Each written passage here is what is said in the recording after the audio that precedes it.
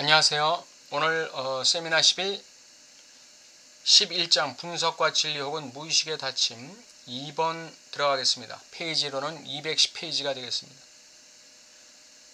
여러분은 제가 왜 분석이론을 전면적으로 바로잡는데 신입형과 주체 관계를 가장 중요한 지표로 제시했는지를 이해하실 겁니다.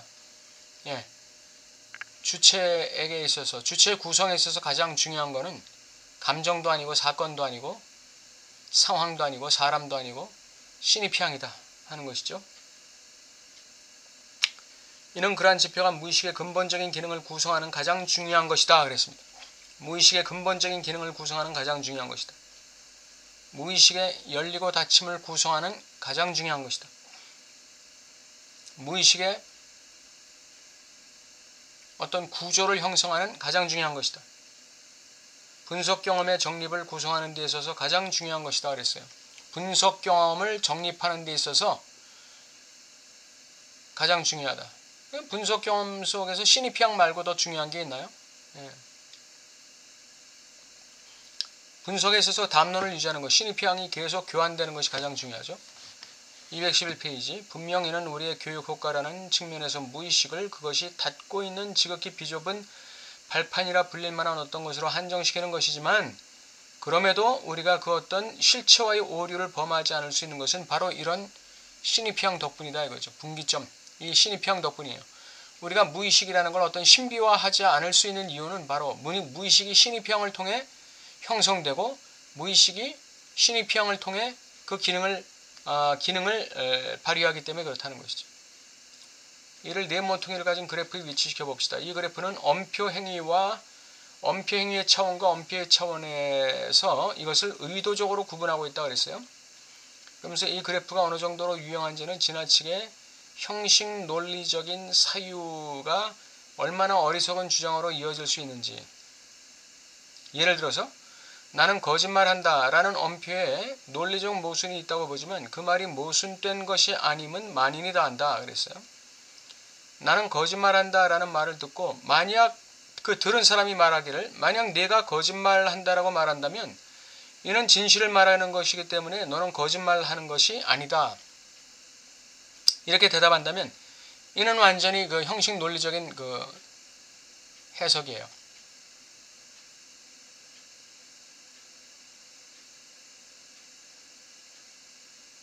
나는 거짓말한다가 역설적임에도 불구하고 전적으로 유효하다는 것은 너무나 자명하다고 그랬습니다. 그러니까 내가 어떤 사람이 나는 거짓말한다라고 말할 때 그게 거짓말인지 아닌지보다 더 중요한 것은 그 말이 유효하냐, 유효하지 않은 것이냐, 이게 더 중요한 것이죠. 왜냐하면 엄표를 진술하고 있는 나, 엄표 행위의 나는 엄표의 나, 엄표 속의 나를 지칭하는 연동수와 동일하지 않기 때문입니다. 엄표는 내가 발화한 내용이에요. 그 내용 속에 나가 들어가 있어요. 그런데 그 발화된 내용을 말하는 엄표 행위의 나는 또 다른 나라 이거죠. 그 엄표 행위에는 뭐가 있느냐? 의도가 있다 이거죠. 무의식적 의도가 있다는 것입니다. 따라서 내가 엄표하는 지점에서는 나는 지금 거짓말하고 있다고, 조금 전에 거짓말을 했다거나 앞으로 할 거라고, 심지어 내가 현재 거짓말하고 있다고 말하면서 자신이 거짓말할 의도를 가지고 있다고 단언하는 일이 얼마든지 가능하다. 엄표 행위의 차원에서는 그렇다는 것이에요. 굳이 먼 곳에서 예를 찾을 필요도 없다. 어떤 기차로 여행하는 유대인이 나는 렘베르크로 간다 그렇게 얘기했어요. 그랬더니 들은 사람이 너는 정말로 렘베르크로 갈 거면서 왜 렘베르크로 간다고 말하느냐 이렇게 반문하는 거예요. 네가 그렇게 말하는 건 나더러 네가 렘베르크로 가는 게 아니라 크라코우로 가는 거라고 내가 착각하게 만들려는 거 아니냐 이런 얘기죠. 일종의 이성의 간지죠. 상대방을 속일 의도를 가진 진실.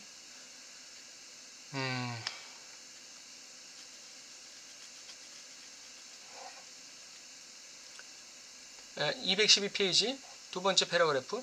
엄표와 엄표 행위의 분리는 실제로 엄표의 연쇄 수준에 있는 나는 엄표의 연쇄 수준에 있는 나는 거짓말한다로부터 나는 너를 속인다를 도출시킵니다. 어떻게 나는 거짓말한다라는 발화 내용이 나는 너를 속인다라는 말로 둔갑할까요? 여기는 엄표와 엄표 행위의 그 간극 때문에 그런 것이죠.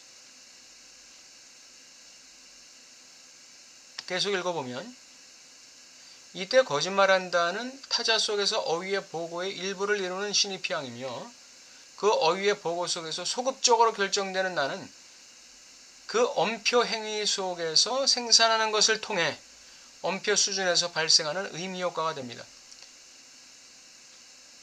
엄표의 내용 자체가 의미 효과로 접수되지만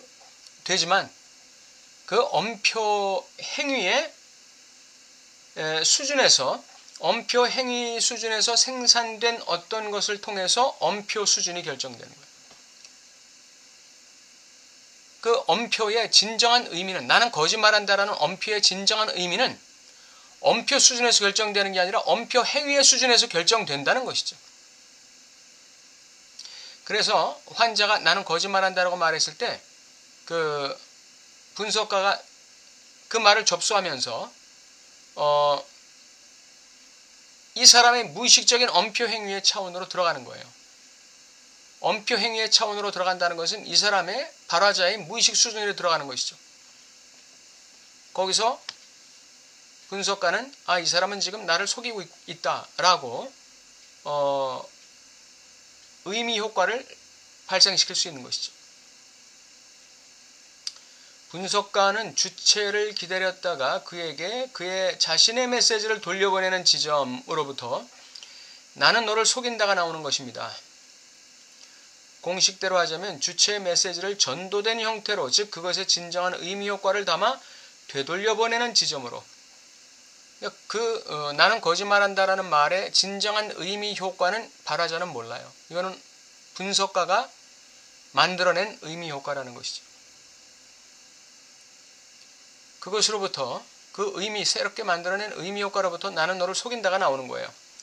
분석가는 주체에게 이렇게 말하는 셈입니다. 나는 너를 속인다라는 말로서 네가 보내는 메시지가 바로 내가 너에게 말하고자 하는 바로 그것이다. 그렇게 함으로써 너는 진실을 말하고 있는 것이다. 213페이지 주체가 헤쳐나가는 속임수의 여정 속에서 분석가는 너는 진실을 말한다라고 진술할 수 있는 위치에 있습니다. 우리의 해석은 이러한 차원에서가 아니라면 결코 의미를 갖지 못합니다. 발화자는 나는 거짓말한다고 말했는데 이 분석가가 너는 진실을 말한다라고 말할 수 있는 근거는 뭐냐면 발화자의 그 엄표 내용에 대한 분석가의 해석에서 있는 것이죠. 그러니까 담론 속에서 분석가의 해석의 행위라는 것은 엄청나게 중요한 것이죠. 저는 이 도식에 담긴 함의를 통해 제가 무의식의 탈레스의 시대부터 가장 원초적인 상호 인간관계의 다양한 양식의 수준에 존재해왔음에도 무의식의 발견 가능성의 기원이라 지적한 프로이드의 근본적 행보를 이해할 수 있다는 점을 지적하고 싶습니다. 데카르트의 나는 생각한다를 이 도식에 적용해 봅시다. 분명 그것은 언제든 엄표 행위와 엄표 사이의 구분에 의해 미끄러질 수 있고 경우에 따라서 걸려 넘어질 수 있는 지점이 되기도 합니다. 실제로 무엇인가가 코기또에 의해 정립되었다면 그것은 바로 연장과의 대립으로부터 추출된 것으로서의 사유의 영역입니다. 연장과의 대립으로부터 추출된 것으로서의 사유의 영역. 연장과의 대립으로부터 추출됐다는 것은 끊임없는 의심을 통해서 추출된 사유의 확실성, 그게 코기또다 이렇게 얘기할 수 있죠. 이 사유라는 영역의 위상은 취약하지만 그럼에도 이는 신입형적 구성이라는 차원에서 충분한 위상입니다. 코기또가 확실성을 획득하게 되는 것은 그것이 엄표 행위의 수준의 자리를 차지함으로써 라고 말할 수 있습니다. 코기또가 확실성을 획득하게 되는 것은 코기또라는 것은 이 존재적인 확실성 아니에요? 내 생각의 불확실성으로부터 존재적인 확실성으로 들어가는 것이고 사유의 확실성으로 들어가는 것이죠. 그것은 바로 엄표의 내용으로부터 시작해서 엄표 행위의 수준의 주체가 자리 잡을 때, 엄표 행위의 수준의 주체가 자리 잡을 때 코기도가 발생하는 것이죠. 즉 확실성이 발생하는 것이죠. 그 확실성을 보증하는 게 신이라고 데카르트는 얘기한 거예요. 하지만 나는 생각한다의 위상 또한 앞서 언급한 나는 거짓말한다의 위상과 똑같이 극소의 것, 일종의 점 같은 것으로 축소됩니다. 왜 그럴까요? 불확실하기 때문에 그런 것이죠. 불확실하기 때문에. 분석가도 환자가 나는 거짓말한다라는 말을 듣고 단번에 너는 나를 속인다라는 이 의미 효과를 만들어냈을까요? 천만에. 많은 고민과 곱씹는 과정을 통해서 환자의 무의식적 의도를 발견해낼 수가 있었던 것이죠. 이와 마찬가지로 데카르트의 코기토에 있어서도 나는 생각한다가 이 엄표가 엄표 속에서 끊임없는 회의작용을 통해서 그 끊임없는 회의작용을 한다는 게 바로 극소점으로 들어간다는 얘기예요. 극소점으로 들어간다. 끊임없는 회의작용을 통해서. 그러므로 나는 생각한다의 위상에도 또한 이는 아무 의미도 없는 말이다 라는 속뜻이 붙을 수 있을 것입니다. 왜냐하면 회의를 하기 때문에 나는 생각한다. 근데 그 생각이 확실한지 모른다. 그 확실하지 않은 생각을 나는 끊임없이 의심한다. 이것이 바로 의미가 없는 거예요. 극소점으로 돌아가는 것이죠. 근데 그 극소점으로 돌아가는 그 순간에 뭐가 생기느냐면 이건 확실하다는 그 어떤 그 통찰이 딱 오는 거예요. 순간적으로. 이가 바로 분석가가 내담자의 그 엄표 내용을 가지고 끊임없이 곱씹고 의미작용을 만들어내다가 너는 나를 속인다는 의미작용이 탁 발생하는 그 시점과 같은 것이죠. 그 자체의 의미 효과를 포함해 모든 의미 효과를 절대적으로 의심함으로써만 보장될 수 있는 하나의 점으로 축소된 회의를 통해서 절대적인 의심을 통해서만 보장될 수 있는 하나의 점, 축소점으로 환원되는 것이죠. 이렇게 축소된 나는 생각한다는 심지어 우리가 나는 거짓말한다에 대해 공격할 수 있는 것보다 훨씬 더 취약한 위상을 가지고 있다. 이렇게 락강이 얘기했어요. 그러면서 그리하여 저는 감히 데카르트의 나는 생각한다를 확실성에 대한 그의 노력에도 불구하고 일종의 조산이라 규정하고자 한다. 이렇게 락강이 얘기했어요. 조산. 일찍 태어났다는 것이죠. 프로이드가 발견한 무의식의 차원에 의해 주체에게 부여된 위상의 차이는 코기토 수준의 욕망을 위치시켜야 한다는 사실에서 비롯됩니다. 코기토 수준에서의 욕망은 뭘까요? 코기토 수준에서의 욕망은 나의 확실성을 담보하고자 하는 것이죠. 내 사유에, 내 생각의 불확실성을 통해서 내 존재적 차원 또는 사유에 있어서의 확실성을 발견해야겠다는 욕망이라고 할 수 있죠. 엄표 행위에 생기를 불어넣는 모든 엄표 행위가 언급하는 것은 욕망에 속합니다. 모든 엄표 행위가 포함하고 있는 것은 욕망이다. 그러므로 나는 거짓말한다라고 말한 그 환자의 말 속에는 뭐가 있다는 거예요? 무의식적 욕망이 있다는 것이죠. 무의식적 욕망. 그건 어떤 욕망일까요?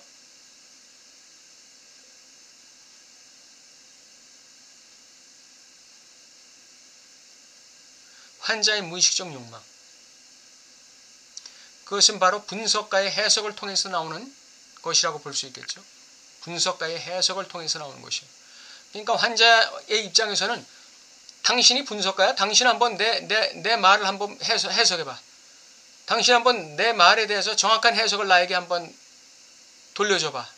이것이 환자의 욕망이라고 할 수 있겠죠. 모든 엄표 행위는 욕망이에요. 그리고 아까 나는 생각한다를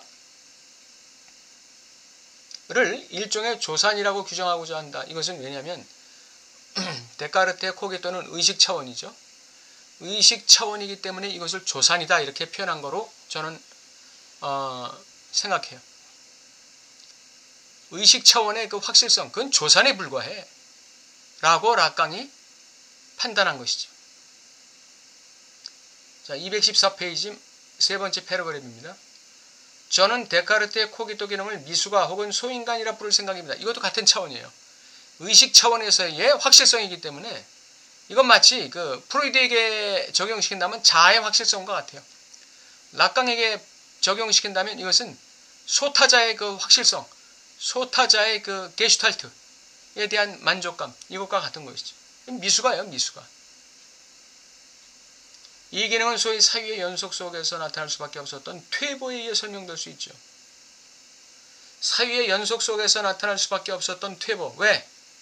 무의식 차원으로 들어가지 못하고 의식 차원에서 머물기 때문에 퇴보라고 말할 수 있죠. 이 퇴보는 코기토의 나를 소인간으로 간주하는 것에 있습니다.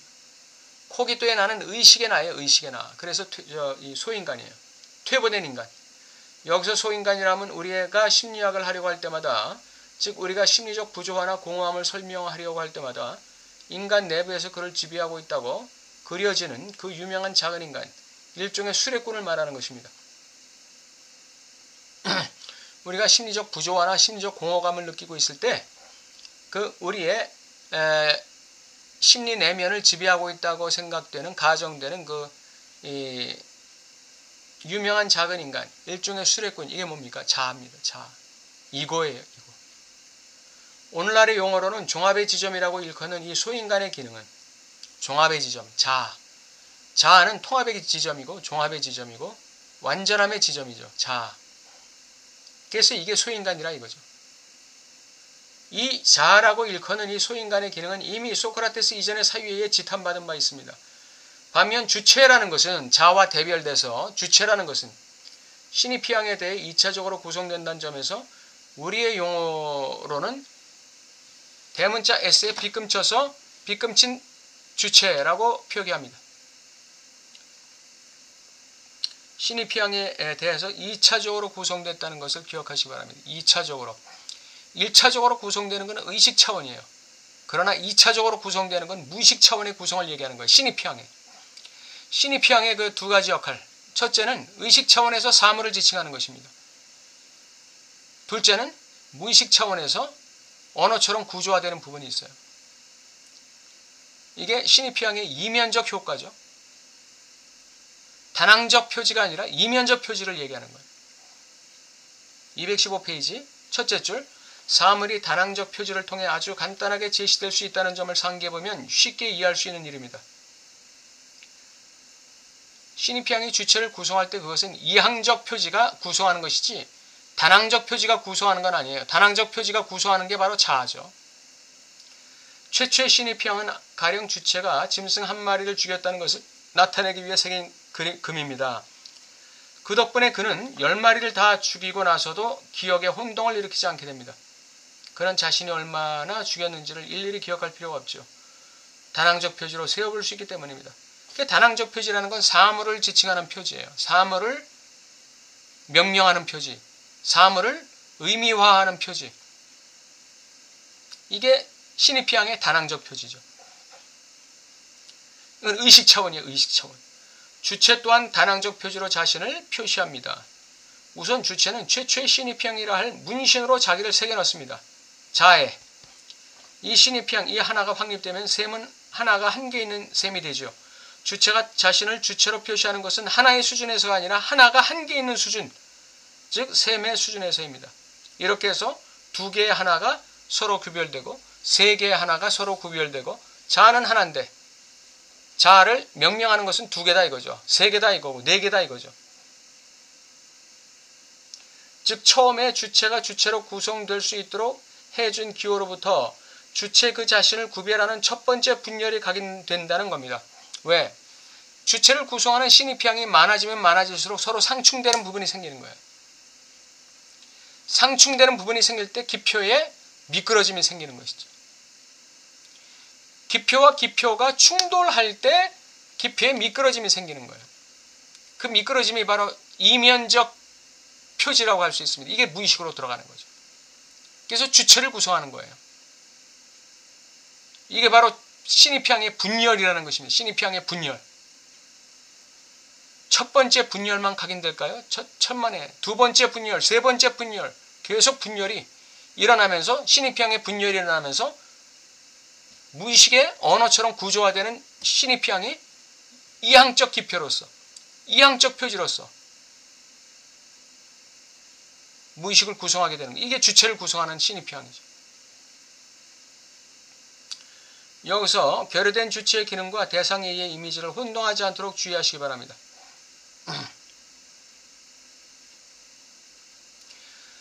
결여된 주체의 기능이라는 것은 주체로 하여금 욕망의 변증법을 돌리게끔 만드는 것이죠.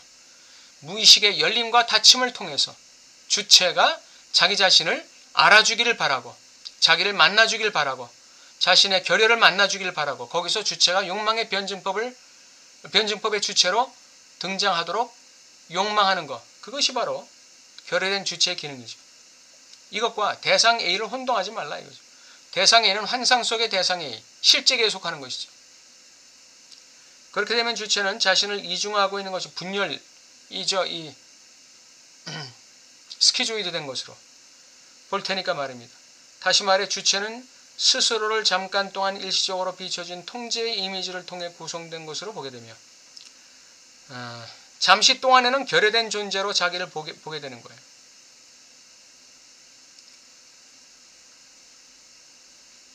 자신이 상상하는 자기 모습에 따라서만 자신을 인간이라 상상하게 된다는 것이죠. 그러니까 잠깐 동안은 결여된 주체로 자신을 순간적으로 인식하지만 잽싸게 자아 수준으로 돌아와서 퇴행 수준으로 돌아와서 자기의 항상성을 유지하게 된다는 거예요. 이게 상상적인 인간이에요. 분석 실천에서 주체의 위치를 신입향이 아니라 우리를 구성한다고 가정되는 현실과의 관련 속에서 파악하고자 한다면 이는 이미 주체의 심리학적 구성의 퇴보 속으로 추락하게 되는 셈입니다. 분석 상황에서 주체를 갖다가 현실 상황과 현실 상황과의 관련 속에서 파악하려고 한다는 것이 바로 주체를 퇴보시키는 것이죠. 왜? 현실과 관련하는 건 자아예요. 자아, 주체가 아니라 자아. 주체는 무의식적 주체 아닙니까? 그러면 주체를 부각시키기 위해서는 무의식의 욕망을 알아야 될 거 아니에요.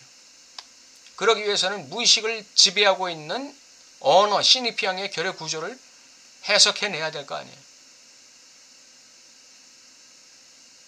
우리를 구성한다고 가정되는 현실과의 관련 속에서만 상담이 이루어지는 거, 이거는 다 상상계적 상담, 자아 수준에서의 상담, 의식 수준의 상담,